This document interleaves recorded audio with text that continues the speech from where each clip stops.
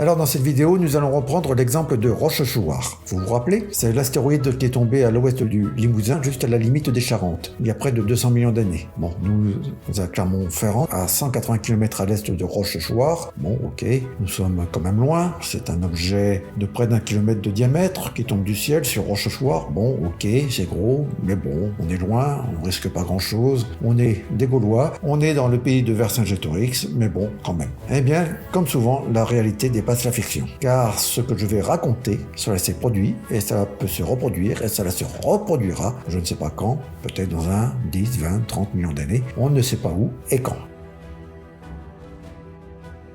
Alors, on ne connaît pas précisément les dimensions, la masse et la vitesse de chute de l'astéroïde Rochechouart. Alors, je vais reprendre le calculateur des effets d'un impact céleste, que j'ai déjà utilisé, et on va regarder ce que cela donne. Bon, je vais prendre diamètre 1,5 km, une vitesse de 20 km par seconde, une densité de 3000 kg par mètre cube, et je vais prendre un angle d'impact de 45 degrés par rapport à la surface du sol. Voilà, alors je fais un cratère final de 21 km de diamètre, de plus de 700 mètres de profondeur, cela me fait un volume de 242 gigamètres cubes. Voilà, sur ce volume, j'en vaporise ou j'en liquéfie près de 7 gigamètres cubes de roche, me dit le calculateur. Alors ici, je vais retranscrire les résultats du calculateur, mais dans votre formation de géologue, il est important aussi d'être capable de retrouver des ordres de grandeur. Et c'est ce qu'on va essayer de faire aussi pour la suite. Alors sur Clermont-Ferrand, que se passe-t-il? Eh bien immédiatement, cela commence par une boule de feu, 20 fois plus grande que le Soleil, et la lumière est 50 fois plus lumineuse que le Soleil. Et cette irradiation, elle va durer pendant près de 5 minutes. Alors, les vêtements prennent feu, nous sommes brûlés au 3e degré, et les brûlures du 3e degré, ce sont les brûlures les plus graves, puisque ce sont des brûlures qui peuvent atteindre le muscle, et nous sommes brûlés en profondeur. Les arbres prennent feu, et les prairies prennent feu. Autre conséquence importante de l'impact, c'est le tremblement de terre. Et ce tremblement de terre, il arrive 36 secondes après l'impact, nous dit le calculateur. Sachant que les ondes sismiques se propagent à des vitesses variables, mais on peut prendre une vitesse moyenne de 5 km par seconde, eh bien on retombe sur le même résultat. Et c'est un séisme à Clermont-Ferrand de magnitude 8,2. Et là, une grande partie des bâtiments qui sont mal construits s'effondrent. Au bout de 3 minutes après l'impact, j'ai quoi? Eh bien, j'ai une pluie de poussière, de débris et de fragments, dont certains peuvent faire plus de 3 cm de diamètre en moyenne. Et tout cela arrive en gros à une vitesse de 1000 mètres par seconde. Ce sont des vitesses qui sont celles d'obus d'artillerie. Et là, Clermont-Ferrand, c'est devenu un champ de bataille, bombardé par les canons, c'est devenu Verdun. Mais cela n'est pas fini. Nous avons aussi une onde de choc. C'est le blast dans l'air. Et cette onde, elle arrive au bout de 9 minutes, nous dit le calculateur. Et là, on va prendre la célérité du son dans l'air qui est de 340 mètres par seconde et on retombe sur le même résultat. Le son, en intensité, il fait une centaine de décibels.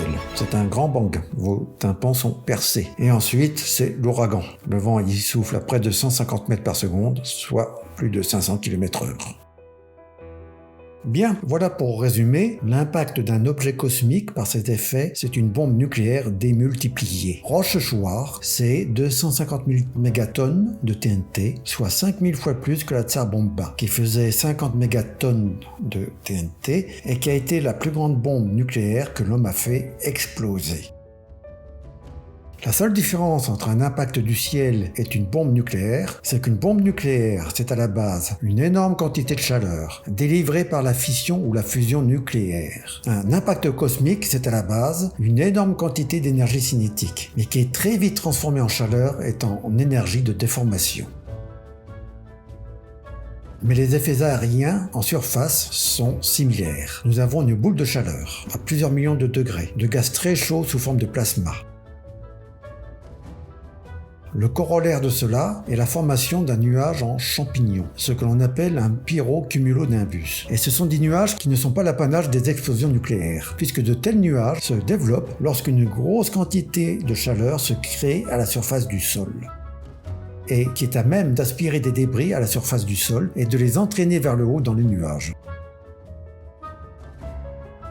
Puis c'est la survenue d'un séisme de grande intensité. Puis c'est une pluie de projectiles et des retombées de fragments à la surface du sol. Et enfin c'est une onde de choc violente, un blast suivi par des rafales très violentes. Bien, Rochechouart, c'est Apocalypse Now. Pour résumer, nous avons les 4 cavaliers de l'Apocalypse. Le flash lumineux et la boule de chaleur,